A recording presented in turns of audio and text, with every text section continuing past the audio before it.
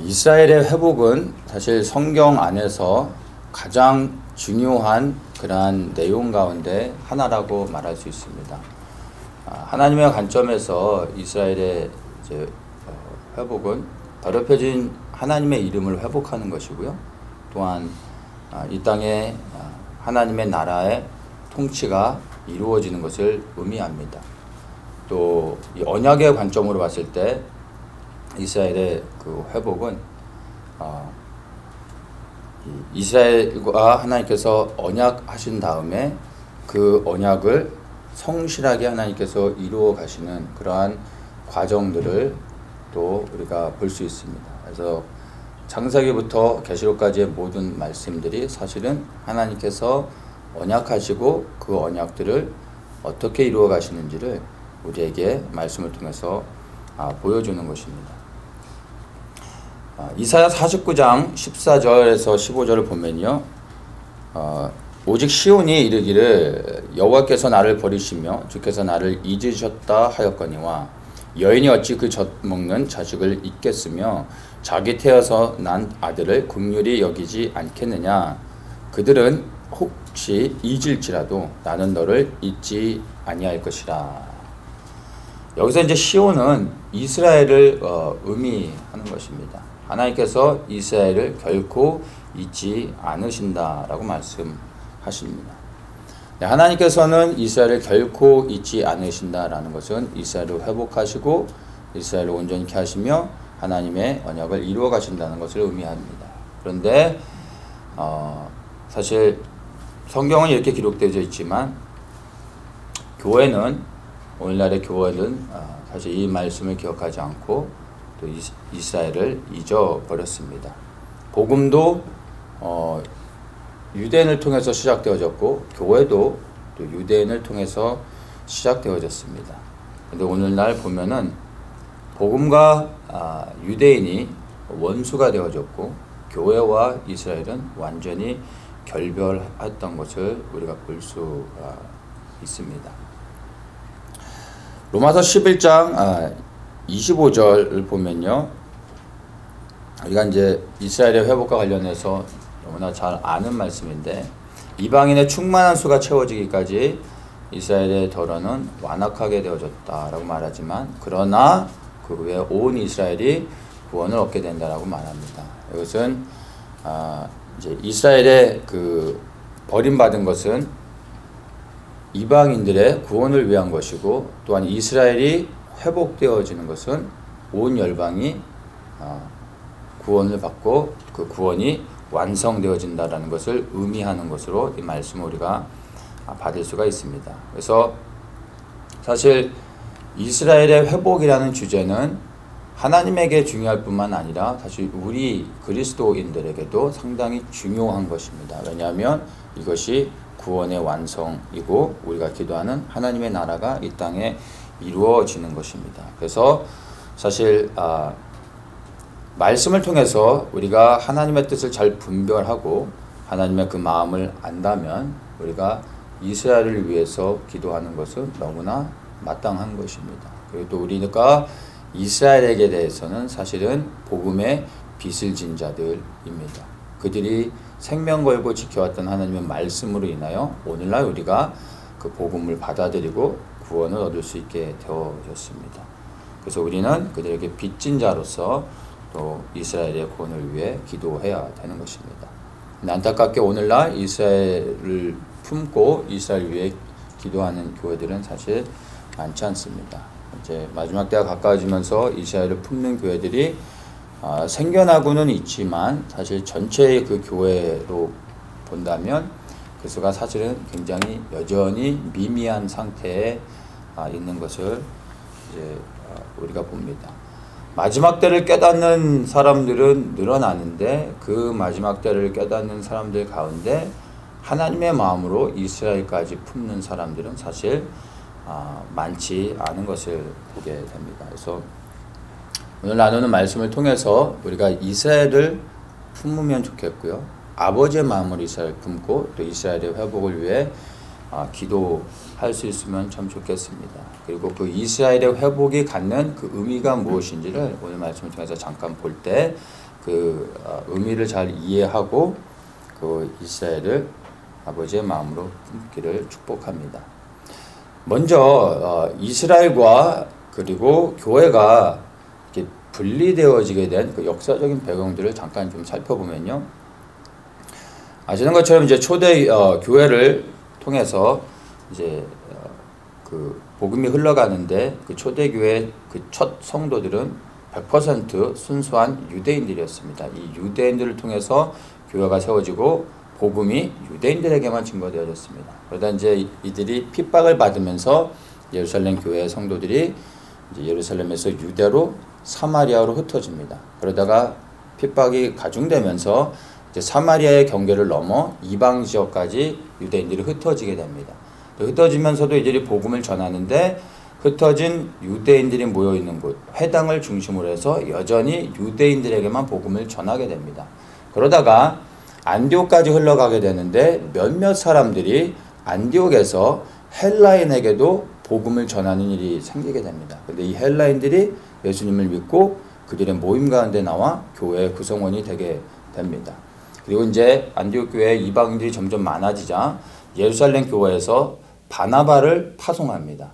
바나바가 와서 이들을 가리키면서 이제 바울을 찾아서 바울을 초청하고 바울을 데리고 가서 안디옥에서 1년 동안 머물면서 안디옥 교회 성도들을 가리키는데 그때 수많은 이제 이방인들, 헬라인들이 그 교회에 들어오게 되고 그 이후로부터는 교회들이 이방인들에게도 복음을 전하는 것이 이제 열려지게 됩니다. 그러면서 시간이 지나면서 그 이제 교회의 구성원들이 유대인에서 이방인 중심으로 바뀌어가게 되고 점점 이방인의 수들이 많아지면서 이방인들의 영향력들이 늘어나게 됩니다. 그러면서 이제 유대인들과 이방인들이 교회 안에서 충돌을 일으키는데 유대인들은 처음에 예수님을 믿을 때 이들은 그들이 지켜왔던 모든 유대의 전통들을 다 지키면서 예수님을 믿어왔습니다. 근데 이방인들이 들어오게 되자 이방인들과 충돌이 일어나는 것이 다른 것이 아니라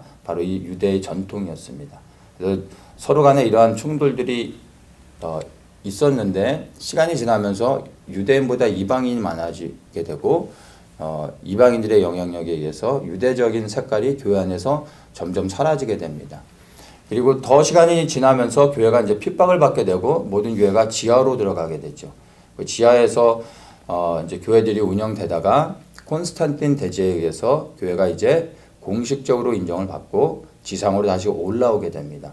그때 대부분의 순수한 교회들, 예수님을 정말 사랑했던 교회들은 지하에 남게 됩니다. 왜냐하면 지상으로 올라오는 것이 이미 배도하는 것임을 알았기 때문에 많은 교회들이 지하로 해서 계속 남게 되고 지상으로 올라왔던 교회들의 모습을 보면 지상으로 올라온 교회들은 이미 유대인들은 교회에서 완전히 사라지고 이방인들로만 교회가 채워지면서 유대적인 색깔은 완전히 버려버리게 됐습니다. 그 이후로 이제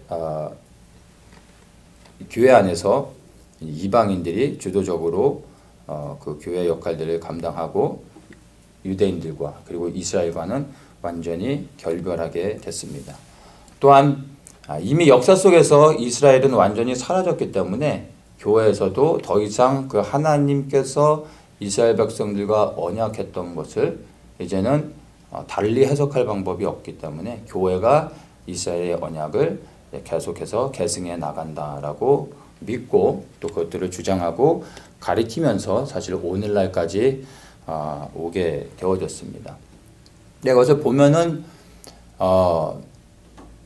이러한게 이스라엘 대신 교회가 하나님의 언약을 대신하게 됐다라고 주장하는 것이 보통 일반적인 개혁주의 신학의 이제 모습인데 개혁주의에서 이제 그 또 말하고 있는 게 뭐냐면 한 번 받은 구원은 영원하다라고 이제 말을 하죠. 한 번 받은 구원은 영원하다라고 주장하고 가르치는 개혁주의 신학에서 하나님께 택함 받은 이스라엘 백성들은 하나님께 범죄해서 그들은 버림을 받고 교회가 그 역할을 대신했다라고 말하고 있는 것입니다.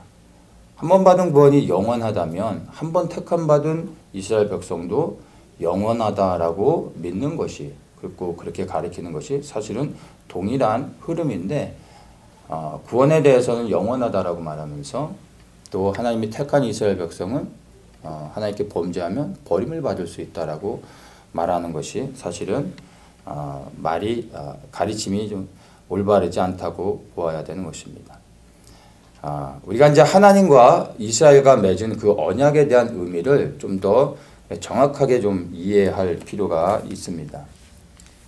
먼저 우리가 그 성경 속에서 이스라엘이라는 단어가 나올 때 이것을 특별한 어떤 이유가 있는 게 아닌 이상, 그 문맥상에서 우리가 그것을 상징이나 비유로 해석해야 되는 특별한 이유가 없는 이상은 모든 성경은요, 이스라엘뿐만이 아니라 모든 성경을 해석할 때 문자적으로 해석하는 것이 가장 바람직합니다. 문자적으로 해석하기가 어려울 때는 그것을 상징으로서, 그리고 문맥 안에서 성경을 해석하는 것이 가장 건강한 방법이라고 말할 수 있습니다. 그래서 이스라엘에 대한 언급이 나올 때 그 이스라엘은 그냥 그대로의 말 그대로의 이스라엘이라고 이해를 하면은 좋습니다.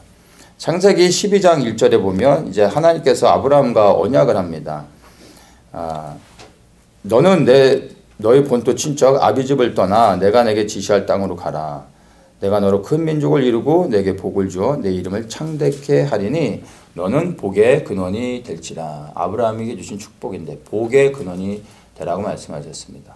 이 복이라는 게 여기서는 이제 우리가 흔히 이제 세상에서 받는 그 어떤 번영하는 복, 그런 축복들로 생각을 하는데, 여기서 사용된 이 복이라는 단어의 그 히브리의 의미가 바락이라는 단어를 쓰는데, 첫째로 가장 많이 쓰인 것은 말 그대로 bless입니다. 이제 우리가 흔히 생각하는 그런 축복들입니다. 그런데 이 단어에 또 포함되어져 있는 중요한 의미가 뭐냐면 무릎을 꿇다, 그리고 경배하다, 이러한 의미가 이 바락이라는 단어에 포함되어져 있습니다. 그래서 하나님께서 아브라함에게 주신 이 복이라는 것은 단순히 우리가 생각하는 그런 그 세상에서 받는 그런 번영하는 그런 축복이 아니라 사실은 하나님을 예배하고 하나님을 경배하는 그러한 것이 복이라는 것을 우리가 볼 수가 있습니다. 그러니까 하나님을 예배하는 것이 우리에게 가장 큰 복이 되어지는 건 맞죠. 왜냐하면 하나님을 예배할 때 우리가 구원을 받고 영원한 생명을 얻게 됩니다. 그래서 사실은 하나님을 예배하는 것이 우리가 받을 수 있는 가장 큰 축복이 되는 것입니다.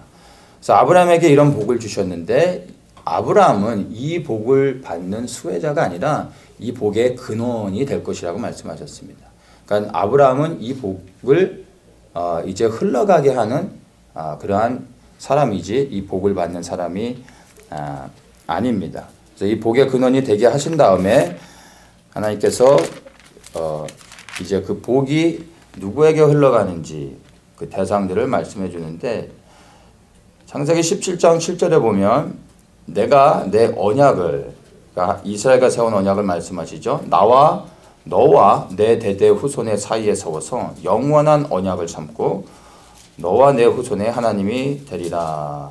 내가 너와 내 후손에게 너의 우구하는 이 땅 곧 가나안 일경으로 주어 영원한 기업이 되게 하고 나는 그들의 하나님이 되리라. 영원한 약속을 이제 여기서 다시 하시는데 이 언약이 아브라함이 아니라 그들의 아브라함의 후손이라고 이제 말해주고 있습니다. 그래서 창세기 이 17장 그 언약을 다시 한번 구체적으로 말씀해 주시고 난 이후에 창세기 이제 18장부터 창세기 50장까지 흘러가는 그 흐름을 무엇으로 잡아야 되냐면은 하나님께서 이 언약의 그 후손이 어떻게 세워지는지를 쭉 그 자세한 그 흐름들을 우리에게 설명해 주는 것입니다. 그래서 아브라함을 통해 이삭, 이삭을 통해 야곱, 야곱을 통해서 12아들들, 근데 특별히 요셉을 통해서 하나님께서 이제 그 후손들이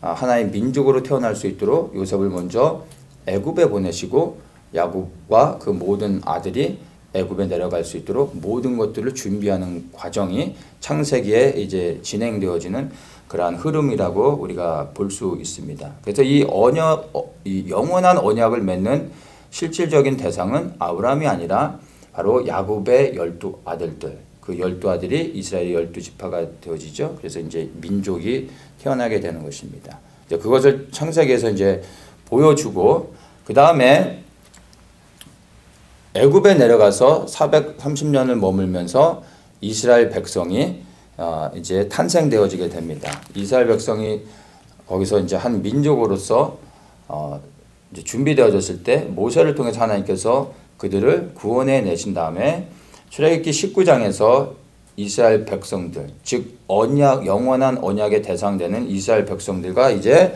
그들을 불러내시고 하나님께서 새롭게 언약을 갱신합니다. 아브라함과 세웠던 언약을 이제 갱신하시는 건데, 하나님께서 이제 그들에게 이렇게 말씀하십니다. 19장 3절에 보면은 너는 이같이 야곱 족속에게 이르고 이스라엘 자손에게 고하라. 이렇게 말하시면서 5절에 세계가 다 내게 속하였나니 너희가 내 말을 잘 듣고 내 언약을 지키면 너희는 열국 중에서 내 소유가 되겠고 너희가 내게 대하여 제사장 나라가 되며 거룩한 백성이 되리라. 이렇게 말씀을 하십니다. 여기서 이제 이스라엘 민족을 향해서 제사장 나라가 되라라고 말씀하셨는데, 이 제사장이라는 것은 백성들의 편에 서서 그 백성들이 하나님 앞에 나아갈 수 있도록 돕는 역할을 하는 사람입니다.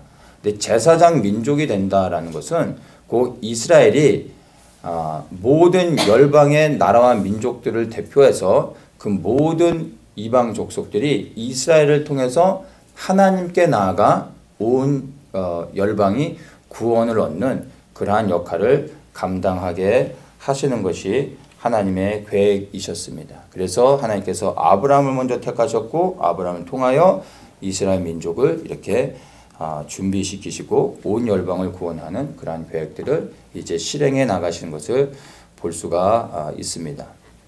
그래서 이 이스라엘이 하나님과 맺은 언약이 어떤 것인지를 우리가 볼 수가 있습니다. 그리고 이 언약은 우리가 보면 분명하게 이것을 영적으로 해석하는 것이 아니라 이 언약의 대상은 혈통적으로 아브라함의 후손들, 그래서 그 후손을 통해 그 준비되어진 12지파 야곱의 자손들을 통하여 하나님께서 이 언약을 하셨고 그들에게 이러한 축복을 주셨다라는 것을 볼 수가 있습니다. 그리고 그 이후로부터 이제 계시록까지의 그 말씀들을 보면 하나님께서 이 언약을 신실하게 이루어 가시는 것들을 우리가 보게 됩니다.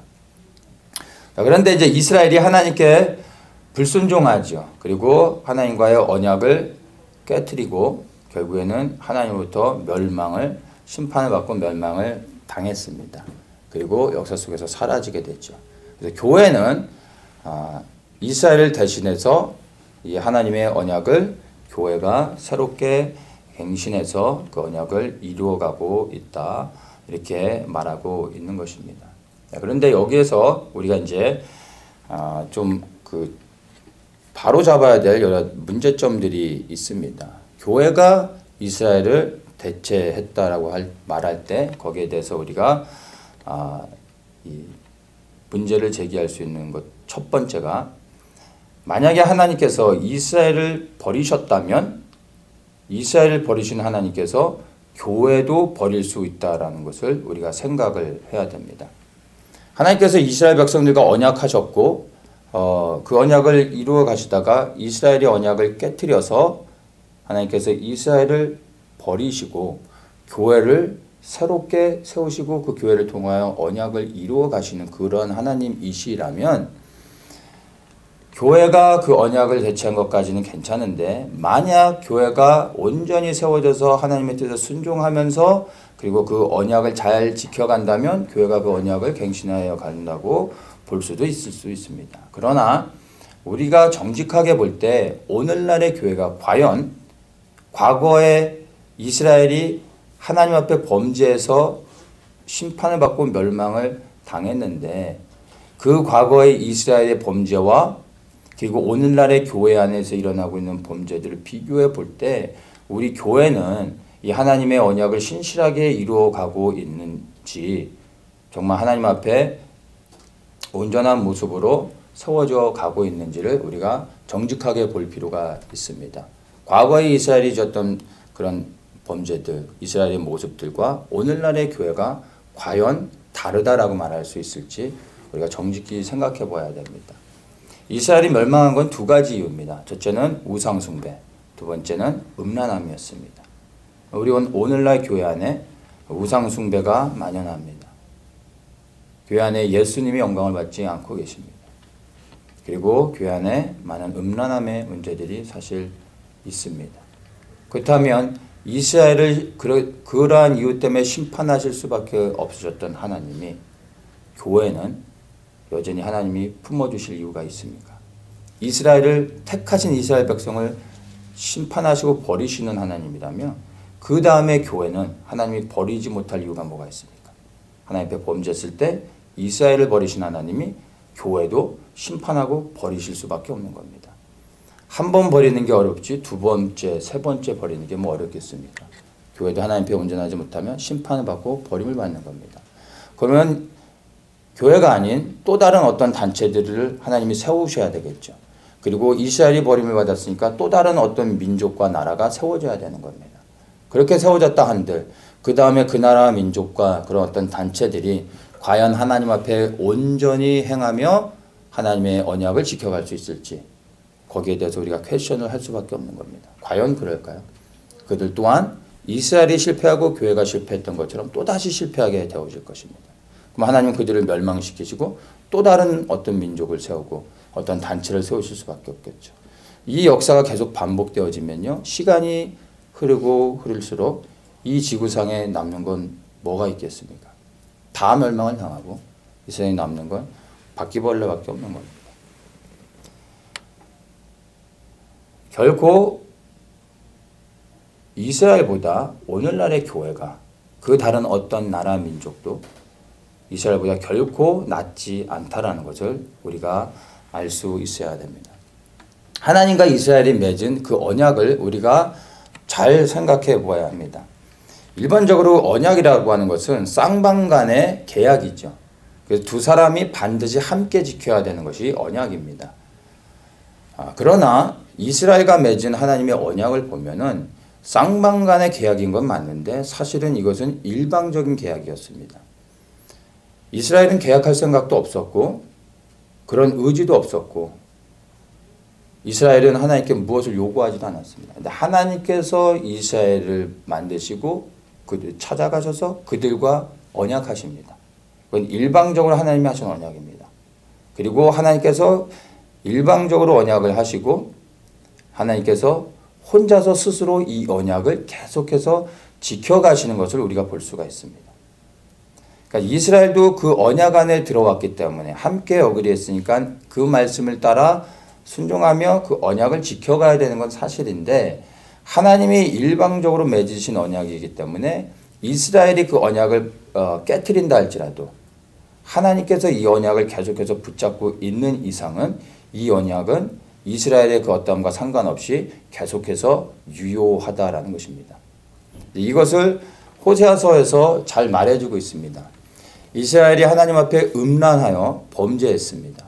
그런데 하나님께서 이스라엘을 끝까지 버리지 아니하시고 이스라엘을 계속해서 붙잡고 그 언약을 지켜가셨다는 것을 호세아를 통해 보여주는 겁니다. 음란한 여인을 취해 아내로 맞이하게 합니다.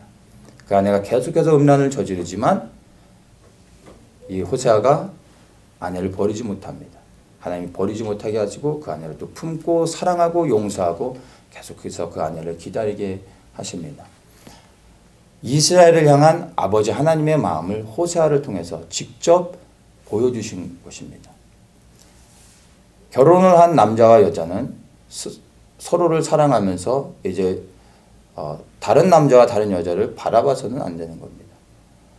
이 여자가 결혼했음에도 불구하고 음란을 행했으면 이 남자는 이 여자를 쫓아낼 수 있습니다. 결혼을 파기시킬 수 있습니다. 마땅한 것이죠. 그러나 이 남자가 여전히 여인을 사랑해서 결혼을 지켜가고자 한다면 여전히 그 결혼은 유지되어질 수 있다는 것입니다. 그리고 하나님께서 이스라엘 향하여서 그러한 마음으로 계속해서 이스라엘을 붙잡고 계셨다는 것을 호세아를 통해서 우리에게 보여주고 계시는 것입니다.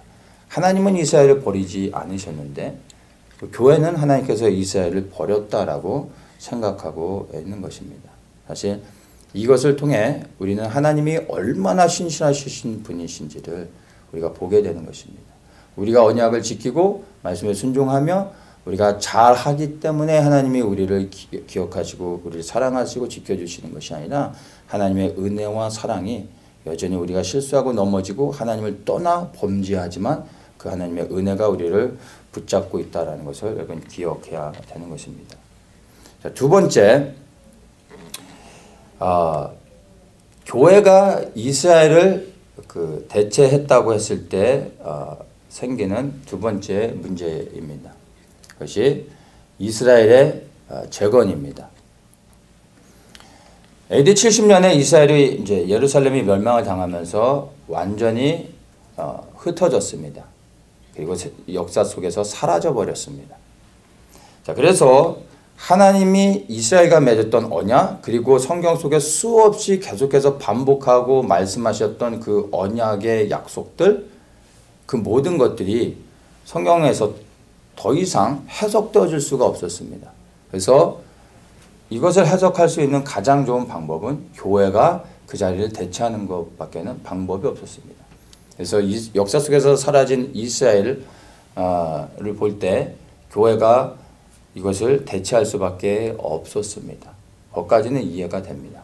그런데 문제는 1948년 5월 14일 날에 역사 속에서 사라졌던 이스라엘이 이사야 66장의 말씀처럼 한순간 구로하는 순간, 즉 해산의 진통을 하는 순간 자녀를 순산한 것처럼 한순간에 이스라엘이 이 땅에서 다시 역사 속에서 하나님이 명하셨던 그 땅에 하나님이 택하셨던 그 혈통을 가진 자들이 그들이 사용하는 언어를 가지고 다시 회복이 되어졌다는 것입니다. 이건 놀라운 사실이죠. 그러면 이제 정직하게 교회가 이 하나님과 이스라엘 맺은 언약을 다시 한번 생각해 보아야 됩니다. 왜냐하면 역사 속에서 다시 이스라엘이 등장했기 때문입니다. 그런데 교회는 이스라엘이 세상 가운데 등장했지만 이스라엘을 여전히 외면하고 있습니다. 왜냐하면 이스라엘을 다시 그 언약의 그 백성으로서 인정하게 되면 수많은 문제들이 발생하기 때문입니다. 우리가 미국에서 그 사용하는 단위가 그 파운드, 그다음에 인치 이런 단위가 이런 걸 쓰잖아요. 아시지만 사실 이게 정확하지 않기 때문에 세계 표준은 아니죠. 세계 표준은 이제 킬로그램, 그다음에 이제 센티미터죠. 뭐 고등학생만 돼도 이제는 수학에서 그 공식하고 이제 이렇게 계산하고 이럴 때 미국식의 그 단위를 사용하지 않습니다. 왜냐하면 정확하지 않기 때문에 수학에서 다룰 수가 없죠. 그래서 이게 영국에서 사용되어져서 미국까지 오게 된 건데 사실 영국도 이미 이러한 기준들을 단위를 이미 바꿨습니다. 왜냐하면 세계 표준에 맞지 않기 때문에 정확하지 않아서. 그래서 미국도 이것을 단위를 바꾸려고 하는 시도를 했었다가 포기해버렸어요. 포기하게 된 이유가 단순히 단위만 바꿔서 그냥 이렇게 표준화시키면 되는 게 아니라 이것을 이 단위를 바꿨을 때 이 미국 사회가 받는 충격들, 기존 기성세대들이 받는 이 충격, 그 다음에 실질적인 이 경제적인 손실이 천문학적인 숫자라고 합니다. 이 단위를 바꿨을 때. 그래서 감당이 되지 않아서 다시 그냥 없던 일로 해버리고 그냥 가는 겁니다. 불편하지만 대충대충 가는 겁니다. 자, 이런 것처럼 교회가 이스라엘이 이제 다시 이 세상에 등장했음에도 불구하고 이제 이 하나님과의 언약을 다시 한번 말씀을 통해서 정직하게 봐야 되는데 이것을 건드렸다가는 너무나 많은 사건들이 일어나고 감당할 수 없을 만큼 사실은 너무 멀리 왔기 때문에 건드리질 못하는 거예요. 교회에서 여지껏 가르쳐왔던 것들, 신학으로 형성되어 왔던 많은 가르침들, 이것들을 다 되돌려야 되고 이 잘못을 수정해야 되는 거예요. 근데 그러기에는 너무나 멀리 와서 덮어버리고 여전히 그냥 모른 척하고 가고 있는 것입니다. 그리고 이스라엘이 받은 이 놀라운 하나님과의 언약, 그 안에 있는 축복들을 교회가 기왕이면 그것을 갖고 싶은 마음도 있을 것입니다. 근데 이제 우리는 이러한 부분에서 성경을 통해서 우리가 사실 바르게 보아야 할 필요가 있습니다. 자, 이스라엘이 하나님과의 언약하며 약속을 했는데 이것을 구체적으로는 땅에 대한 언약으로 우리가 이해를 하면 됩니다. 성경에 이제 많은 곳에서 이스라엘에 대한 언약들, 그것들에 대한 그 예언들이 기록되어져 있는데 몇몇 그 구절들에서만 좀 이렇게 좀 살펴보도록 하겠습니다. 그것만 이렇게 쭉 나열을 해도 사실은 너무나 많은 구절들이 있어서 이스라엘과 맺은 하나님과의 언약들을 살펴볼 때 우리가 좀 집중해서 봐야 되는 것들은 저는 이제 이사야서 1장부터 66장까지가 사실은 놀라운 하나님의 이 열방을 향하는 계획들이 다 담겨져 있습니다. 1장부터는 1장에서 유다에 대한 심판을 말씀하시면서 2장에서는 곧바로 그리스도의 재림을 이야기합니다. 그래서 이 이사야서 66장 전체를 보면 예수 그리스도의 초림과 재림, 그리고 예수 그리스도의 십자가에서 죽으심까지 정확하게 다 포현이 되어 있고, 그리고 또 이사야서 후반에 가면은 이 계시록의 내용들, 이 땅에 이루어질 새 하늘과 새 땅에 대한 것까지 자세하게 다 설명이 되어 있으면서 이 땅에서 이스라엘이 멸망을 받지만 다시 회복되어져서 이스라엘이 세워지는 모든 것들을 다 기록하고 있습니다. 그래서 이사야서나 그다음에 예레미야, 에스겔, 그다음에 스가랴서, 이 남유다의 선지자들을 중심으로 해서 이스라엘에 대한 언약의 말씀들을 살펴보면은 그것들을 우리가 정확하게 좀 이해할 수 있습니다. 자, 먼저 이스라엘과 하나님과의 맺은 언약, 이 땅에 대한 언약들을 우리가 조금 더 자세히 좀 살펴볼 때 첫 번째가 창세기 15장 16절에 있습니다. 이 언약의 첫 번째는 하나님께서 이스라엘을 향하여 맺은 그 땅에 대한 약속입니다. 이것을 언약이라고도 말하면서 하나님께서 이스라엘 백성들을 그 땅에 되돌려 놓는, 돌아오게 하는 그러한 귀환의 역사로 이렇게 볼 수도 있습니다. 그래서 첫 번째 귀환으로 우리가 그것을 이해하면서 보면 좋겠습니다. 창세기 15장 16절에 내 자손은 사대 만에 이 땅으로 돌아오리니 이는 아모리 족속의 제약이 아직 관영치 아니함이라, 이렇게 말씀하십니다.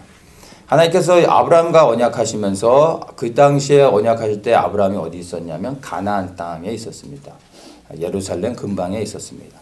그래서 사대 만에 지금 너가 서 있는 이 땅으로 돌아오게 될 것이다 라고 하시면서 첫 번째 이스라엘 백성들이 하나님이 명하신 그 땅 이스라엘로 귀환하게 된다는 것을 말씀을 통해서 예언하고 계십니다. 그리고 우리가 이것을 출애굽기를 통해서, 역사를 통해서 이스라엘 백성들이 가나안 땅에 들어오게 된 것을 우리가 보게 됩니다. 그래서 첫 번째 귀환이 말씀이 성취가 되어지죠.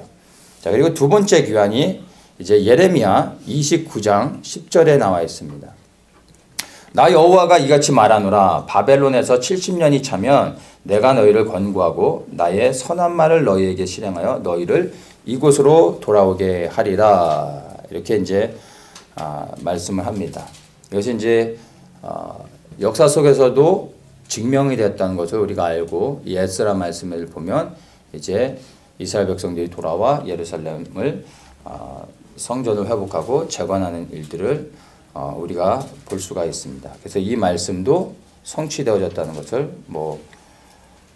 부연 설명하지 않아도 우리가 너무나 잘 아는 말씀입니다. 우리가 이제 주목해야 되는 것이 세 번째 귀환입니다. 세 번째 귀환. 예레미야 23장 5절을 한번 봅니다. 예레미야 23장 5절에 보면 나 여호와가 말하노라 보라 때가 이르리니 내가 다윗에게 한 의로운 가지를 일으킬 것이라 그가 왕이 되어 지혜롭게 행사하며 세상에서 공평과 정의를 행할 것이다. 그러면서 6절에 그의 날에 유다는 구원을 얻겠고 이스라엘은 평안히 거할 것이다. 이런 말씀을 하십니다. 먼저 이제 주목해야 될 것이 6절인데요. 하나님께서 무엇을 예언하시냐면 유다의 구원, 이스라엘의 평안 이것을 말씀하십니다. 두 번째 귀환과 분명하게 다른 것이 무엇이죠? 바벨론에서 돌아올 때는 남유다의 백성들이 돌아온 것입니다. 말 그대로 유대인들인 것입니다. 북이스라엘이 아니라 남유다가 돌아온 것이 두 번째 귀환의 초점입니다. 근데 지금 이 예레미야에서는 무엇을 얘기하냐면 유다와 이스라엘을 함께 언급하고 있습니다. 여기서 이스라엘이라 말하면 북이스라엘 잃어버린 10지파들을 의미하는데 유다와 이스라엘이 함께 돌아오게 된다는 것을 말씀해 주고 있고 이들이 돌아오고 나면 다윗에게 한 의로운 가지가 이제 왕으로 일어나게 된다고 하죠. 다윗의 혈통을 통해서 일어나는 왕은 예수 그리스도를 상징하는 겁니다. 그래서 12지파들이 회복되어져 이스라엘 땅에 돌아왔을 때 이제 예수 그리스도께서 재림하게 되신다라는 것을 이 말씀을 통해서 우리가 발견할 수가 있는 것입니다. 그러면서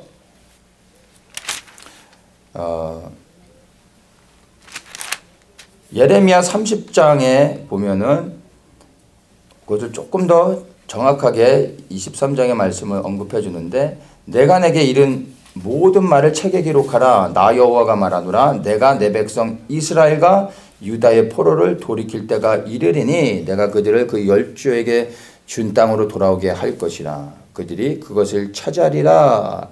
이렇게 말씀하시면서 또다시 내 백성 이스라엘 유다의 포로 북이스라엘과 남유다를 회복하시겠다라는 것을 말씀해 주고 있습니다. 그래서 이 말씀을 통해서 세 번째 귀환의 초점은 남유다의 한 일부 두 지파가 아니라 온전한 이스라엘의 회복 12지파의 회복과 그들의 귀환을 약속해 주고 있는 것을 우리가 볼 수 있습니다. 이것을 이제 구체적으로 더욱더 언급해 주는 것이 에스겔 37장에 나옵니다. 에스겔 37장에 마른 뼈의 환상이 나오죠. 우리가 너무나 잘 아는 마른 뼈의 환상이 나오는데 우리는 이 마른 뼈의 환상을 우리 개인의 삶 속에 적용해서 많이들 이야기하지만 사실 그렇게도 할 수 있지만 이 마른 뼈의 환상의 첫 번째 대상은 말 그대로 이스라엘입니다.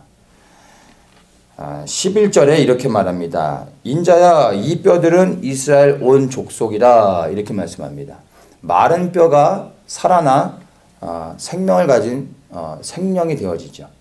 근데 이것이 곧 죽었던 이스라엘, 그 열방 가운데 흩어졌던 그래서 사라지고 완전히 죽어버렸던 이 이스라엘이 다시 회복되어져서 고토로 돌아오게 된다는 것을 정확히 말씀해 주고 있습니다. 그러면서 16절에 인자야 너는 막대기 하나를 취하여 그 위에 유다와 그 짝 이스라엘 자손이라 쓰고 또 다른 막대기를 하나를 취하여 그 위에 에브라임의 막대기 곧 요셉과 그 짝 이스라엘 온 족속이라 쓰고 그 막대기들을 서로 연합하여 하나가 되게 하라. 내 손에서 둘이 하나가 되리라. 이렇게 말씀하시면서 이제 정확하게 남유다와 이스라엘이 분열되어 깨어졌던 그 관계를 하나님께서 이제 연합하게 하신다는 것을 말씀해 주고 있습니다. 솔로몬 이후로 북이스라엘과 남유다가 분열되어져서 그 이후로 적이 되어져서 살다가 두 국가가 다 멸망을 당했었습니다. 근데 하나님께서 이제 그들을 하나 되게 하시고 하나님이 명하셨던 그 하나님의 땅으로 다시 연합하여 돌아가게 하시겠다라는 것을 언급하고 있는 놀라운 말씀입니다. 그래서 이것은 온 이스라엘에 대한 회복을 말씀해 주고 있는데 이것이 세 번째 귀환의 그러한 내용이라는 것입니다. 그래서 우리가 지금 보면은 첫 번째 귀환도 말씀 속에서 성취되어졌고 바벨론에서 돌아온 두 번째 귀환도 성취되어졌습니다. 그리고 또한 1948년에 이 세 번째 귀환의 역사가 기록되어진 성경의 말씀들을 통하여 놀라웠게 성취되어졌다라는 것을 우리가 부인할 수 없는 사실로 받아들여야 되는 것입니다. 그래서 이 세 번째 귀환은 이스라엘의 온전한 회복을 의미하는 것이고 하나님께서 이스라엘 백성을 버리지 아니하셨다라는 이사야서 49장의 말씀을 성취하는 것입니다. 그리고 이 이스라엘을 통하여 온 열방을 구원하시겠다고 말씀하신 로마서 11장의 말씀을 성취해 가고 계시다라는 것을 우리가 이 세 번째 이스라엘의 귀환의 역사를 통해서 우리가 보게 되는 것입니다. 작년에 이스라엘을 이제 갔을 때 조집사님하고 마이클 프리온드라는 그 non-profit 오거니제이션을 운영하는 그 알리아 사역을 하는 이제 분을 이제 그 단체를 찾아갔었는데 우리를 위해서 특별히 그때 중국에서 막 귀화한 얼마 안 된 그 중국 자매를 초청해서 만나게 해줬어요. 근데 놀라웠게 그 자매가 그냥 중국 사람이에요. 중국 사람인데 유대인인 거예요. 그게 이제 이 알리아 사역을 하는 유대인들이 찾아가서 이들의 신원을 조사합니다.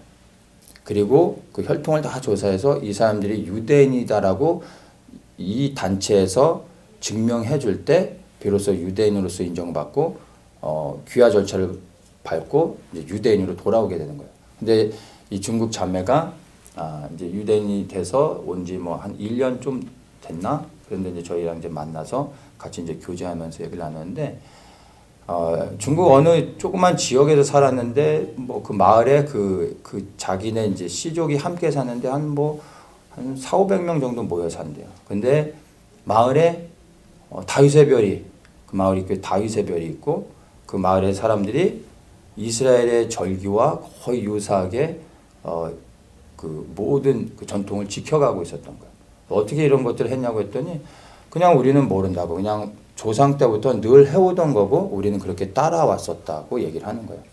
우리가 볼 때는 유대인이 아니에요. 말 그대로 중국 사람이에요. 그런데 이 자매가 잃어버린 10지파의 한 지파의 그 혈통으로서 돌아온 거예요.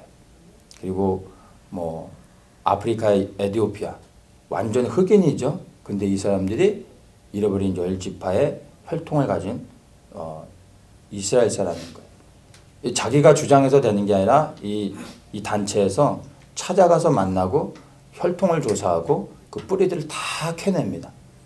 이게 검증이 되면 인정을 받고 유대인으로 이제 이스라엘이 되는 거죠. 그래서 오늘날의 이 알리아가 계속해서 진행되고 있는데 우리는 흔히 유대인이 열방에서 돌아온다고 말하지만 이제 유대인이라고 말할 때 이 남유다가 아니라 열방에 흩어진 잃어버렸던 이 10지파들을 포함해서 이스라엘로 지금 돌아오고 있는 일들이 있다는 겁니다. 놀라운 일이죠.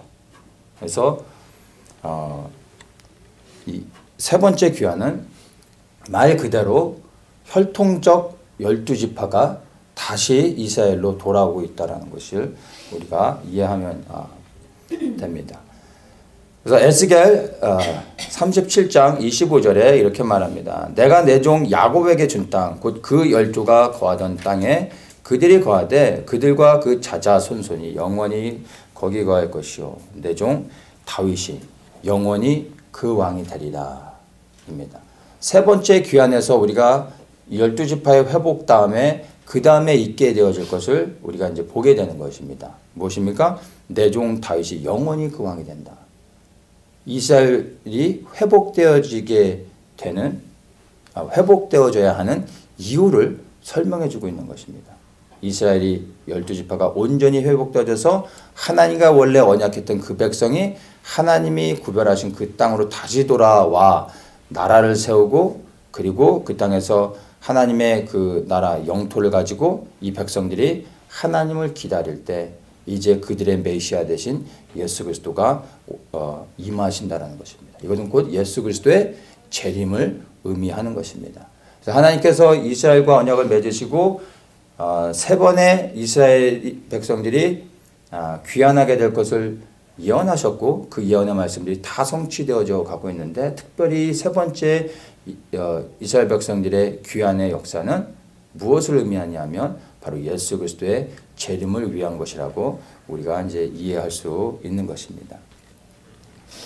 성경의 모든 내용, 모든 그 예언의 말씀들과 그 흐름은 사실 예수 그리스도의 재림에 맞춰져 있습니다. 그리고 그리스도께서 재림하신 다음에 이 땅에서 천년왕국의 통치자로서 역사를 시작하시면서 성경의 계시록의 말씀이 끝나게 되는 것을 우리가 볼 수가 있습니다. 왜 이 예수 그리스도의 재림이 성경에서 초점을 맞추며 이것을 향해 가냐 하면은, 예수 그리스도의 재림은 곧 이 땅에 더럽혀진 여호와의 이름을 회복하는 것입니다. 아담이 실패하여 빼앗겨버린 하나님의 권세, 그리고 더럽혀진 여호와의 이름을 회복하는 것이 그리스도의 재림의 초점입니다. 또한 이 땅에 오셔서 하나님의 나라의 통치를 새롭게 세워가는 것을 예수 그리스도의 재림으로 우리가 이해를 하면 됩니다. 그래서 이스라엘을 보지 못하게 하고, 또한 교회가 이스라엘과 하나님 맺은 언약을 대체해서 그 자리를 차지하려고 하는 것은 사실은 예수 그리스도의 재림을 막는 사단의 전략이라는 것을 볼 수가 있는 것입니다. 그래서 정말 우리가 그리스도의 재림을 소망한다면은 우리는 이스라엘의 회복을 위해 기도해야 되는 것입니다. 감사하게 시대를 분별하면서 마지막 때를 깨닫고 거룩함과 정결함 가운데 나오면서 자신을 돌아보면서 하나님께 온전히 세워지려고 몸부림치고 깨어있는 사람들이 생긴 것은 너무 감사한데, 안타까운 건 마지막 때를 깨닫고 인식하는 사람들 가운데 이스라엘을 품고 그 이스라엘을 위해 기도하며 이스라엘의 편에 서는 사람들은 생각보다 적다라는 것입니다. 이 마지막 때가 결국엔 나의 구원에 초점이 맞춰지는 것입니다. 사실 마지막 때를 깨닫게 되고 나서 우리가 반드시 품어야 되는 것이 사실은 이스라엘입니다. 물론 이스라엘이 마지막은 아닙니다. 이스라엘을 품어야 되는 이유는 이스라엘이 회복되어질 때 하나님이 택하시고 그리고 언약하셨던 이 이스라엘 백성들이 그 땅에 돌아와 그들의 입으로 바루카와 바삼 아도나이, 찬송하여다 주의 이름으로 오시는 이여 하며 이들이 메시아를 환영해야 주님께서 이 땅에 임하시는 겁니다.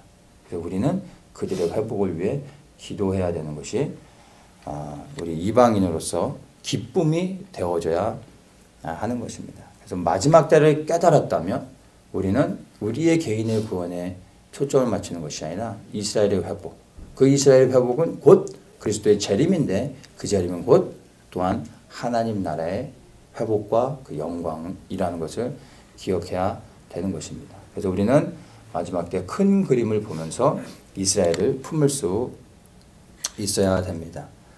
자, 또 한 가지 이스라엘 회복이 주고 있는 의미가 있습니다. 그것이 이제 우리 앞에 여러 가지 전쟁들이 준비되어지고 전쟁들이 다가오고 있다는 것을 우리가 인식할 수 있어야 됩니다. 스가랴 8장에 보면요, 이렇게 말씀하십니다. 스가랴 8장 3절에 나 여호와가 말하노라 내가 시온에 돌아왔은즉 예루살렘 가운데 거하리니 예루살렘은 진리의 성읍이라 일컫고 만군의 여호와의 산은 성산이라 일컫게 되리라. 예루살렘에 돌아오셨다라고 말씀하십니다. 하나님께서 예루살렘에 내가 돌아왔다라고 말씀하신 것은 곧 이스라엘이 온전히 회복되어졌다라는 것을 의미하는 것이죠. 이스라엘이 회복되어져야 그 이스라엘 위에 하나님이 임하시는 것입니다. 자, 그렇게 하신 다음에 이스라엘이 회복이 되어진 것을 이제 보여주고 있고, 그 다음에 말씀하시는 게 이제 뭐냐 하면은 스가랴 12장 2절에 보면 보라 내가 예루살렘으로 그 사면 국민에게 혼찢게 하는 잔이 되게 할 것이라 예루살렘이 에워싸일 때 유다에까지 미치리라.